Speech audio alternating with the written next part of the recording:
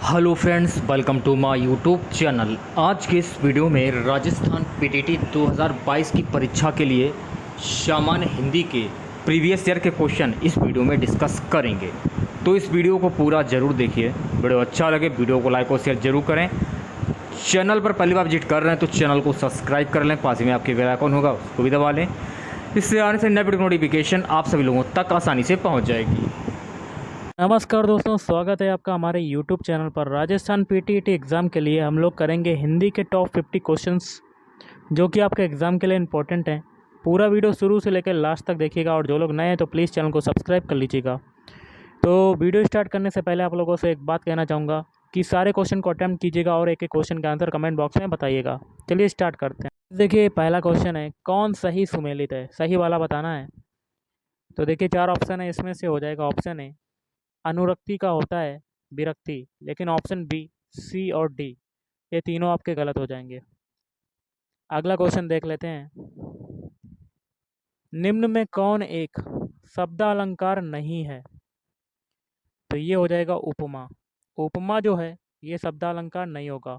बाकी के तीन जैसे कि अनुप्रास, श्लेष और यमक ये सभी क्या है? शब्दालंकार। निम्न में कौन अर्थालंकार नहीं है? तो अर्थालंकार की बात करें तो ऑप्शन सी वक्रोक्ति ये आपका अर्थालंकार नहीं है। बाकी के तीन जैसे कि उपमा, उत्प्रेक्षा और रूपक ये क्या है? आपके अर्थालंकार। निम्न में कौन एक भिन्न है? तो ऑप्शन डी दृष्टांत। क्या भिन्न है? दृष्टांत अलंकार आपका भिन्न हो जाएगा। निम्न में कौन मात्रिक छंद का उदाहरण है? तो मात्रिक छंद का कौन सा उदाहरण हो जाएगा? Option B बरबय। बरबय ये मात्रिक छंद का उदाहरण है। निम्न में कौन सा बाणिक छंद है? तो बाणिक छंद की बात करें तो ये हो जाएगा ऑप्शन सी मंदा क्रांता। ये कौन सा है? बाणिक छंद। शांत रस का स्थायी भाव क्या होगा? शांत रस का स्थायी भाव होता है ऑप्शन सी निर्वेद। क्या होता है? निर्वेद। अनुराग किस रस का स्थायी भाव है? ऑप्शन बी वात्सल्य रस। वात्सल रस का स्थायी भाव, सॉरी अनुराग जो है ये वात्सल रस का स्थायी भाव होता है। शंकर का सही संधि विच्छेद क्या होगा? तो ऑप्शन बी समधन कर। व्यर्थ का सही संधि विच्छेद क्या है? तो व्यर्थ का सही संधि विच्छेद होगा ऑप्शन सी बी धन अर्थ। निम्नलिखित में से एक वाक्य में क्रिया भक्षण करने के अर्थ में प्रयुक्त हुई है, यह वाक्य है। ऑप्शन डी वह आम खाता है। तू डाल डाल मैं पात पात का अर्थ क्या होता है? ऑप्शन डी चालाकी का जवाब, चालाकी से देना। अकाल पीड़ित में कौन सा समास है? अकाल पीड़ित में समास हो जाएगा ऑप्शन सी तत्पुरुष समास। अन्वेषण का शुद्ध संधि विच्छेद है तो ऑप्शन डी अनुधन एषण। निम्नलिखित शब्दों में योग ऋण शब्द कौन सा है? तो ऑप्शन ए चक्रपाणी। कौन सा है? चक्रपाणी। गोधूम का तद्भव क्या होगा? तो गोधूम का हो जाएगा ऑप्शन ए गेहूं। तल्लीन शब्द में सही उपसर्ग का संधि विच्छेद है तो ऑप्शन डी तत धन लीन। अगला है नेक्स्ट, शिव का कौन सा अर्थ नहीं है? तो ऑप्शन सी चक्रपाणी ये नहीं है। बाकी के तीन है महादेव, पशुपति और शंकर। अगला है कारक के भेद हैं तो ऑप्शन डी कारक के 8 भेद हैं।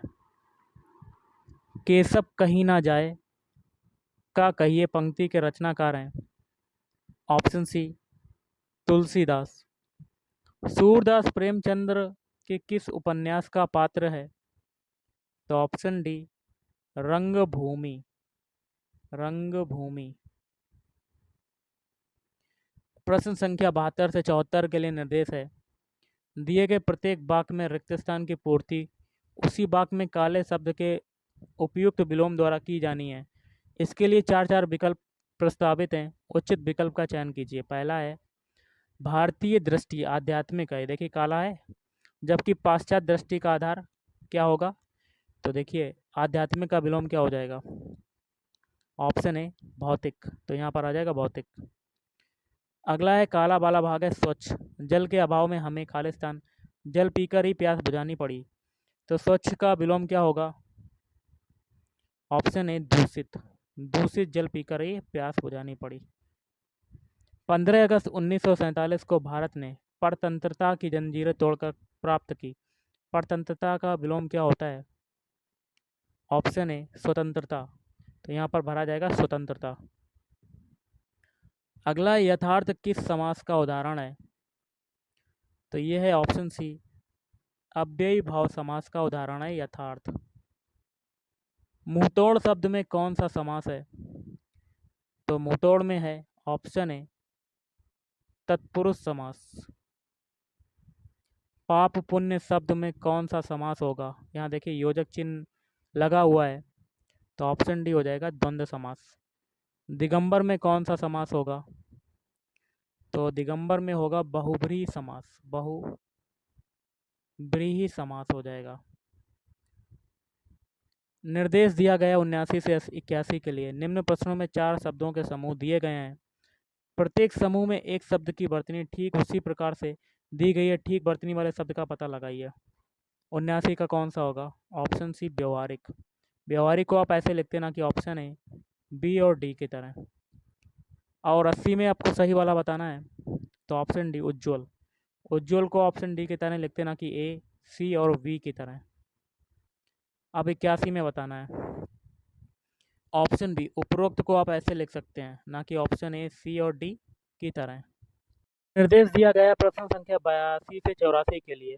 निम्न प्रश्नों में दिए गए मुहावरों और लोकोक्तियों के अर्थ बताने के लिए चार चार विकल्प दिए गए हैं। प्रत्येक के लिए उपयुक्त अर्थ वाला विकल्प चुनिए। घी के दिए जलाना, इसके लिए क्या होगा? ऑप्शन सी खुशी मनाना। घी के दिए जलाना मतलब खुशी मनाना। अगला है सिर चढ़ाना, तो इसका हो जाएगा बहुत आज़ादी देना। आम के आम गुठलियों के दाम, इसका अर्थ क्या होगा? जिसमें सब लाभ ही लाभ हो। जिसमें सब लाभ ही लाभ हो। हरि गीतिका छंद के प्रत्येक चरण में कितनी मात्राएं होती हैं? तो ऑप्शन डी 28। कलम का सिपाही किसे कहा गया है? तो ऑप्शन ए प्रेमचंद्र। निष्फल किस प्रकार की संधि है? तो ऑप्शन सी निष्फल जो है ये है विसर्ग संधि। उ ध्वनि का उच्चारण स्थान क्या है? तो ऑप्शन ए कंठ। आकाशदीप जो है वो किसकी रचना है? तो ऑप्शन बी आकाशदीप जो रचना है जयशंकर प्रसाद जी की रचना है। अंधा युग किस प्रकार की रचना है? ऑप्शन सी काव्य नाटक। काव्य नाटक। कोणार्क नाटक के लेखक हैं?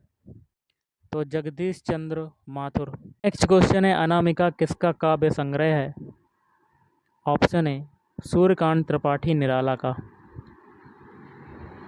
यदि ए ओ ए आओ के आगे कोई स्वर हो तो इनके स्थान में क्रमशः आए आओ आए आओ हो जाता है। तो यह कौन सी संधि स्वर संधि कहलाती है? ऑप्शन बी यण स्वर संधि कहलाती है। निर्देश दिया गया प्रश्न संख्या 94 से 96 के लिए।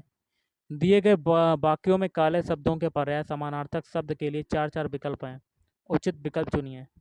किसान धरती का मातृवत सम्मान करता है। मातृवत धरती का देखिए काला भाग है, तो धरती का पर्यायवाची क्या हो जाएगा? ऑप्शन डी वसुधा। तो यहाँ पर वसुधा हो जाएगा। नदी जीवन भी देती है और विनाश भी कर सकती है। तो देखिए नदी पे काला बाग है, तो नदी का पर्यायवाची शब्द क्या होगा? सरिता। गर्मी में वायु तेज गति से चलती है, तो काला वाला भाग है वायु। वायु का पर्यायवाची क्या होगा? ऑप्शन सी आंधी। अगला है निम्न में कौन सुमेलित नहीं है? तो आपको गलत वाला बताना है। ऑप्शन सी बाकी के 3 सही हैं। सूची का पवित्र होता है, सर सरोवर, सर्ग अध्याय। अदृश्य शत्रु अर्थ के अनुरूप प्रयोग उपयुक्त मुहावरा है, तो आस्तीन का सांप। गिराना किस प्रकार की क्रिया है? प्रेरणार्थक क्रिया। निम्नलिखित में कौन सा शब्द स्त्रीलिंग नहीं है? तो दिन। बाकी के हैं सुबह, साँझ और दोपहर। तो गाइस आज के इस वीडियो में इतना ही। थैंक यू, धन्यवाद। आपका दिन शुभ रहे।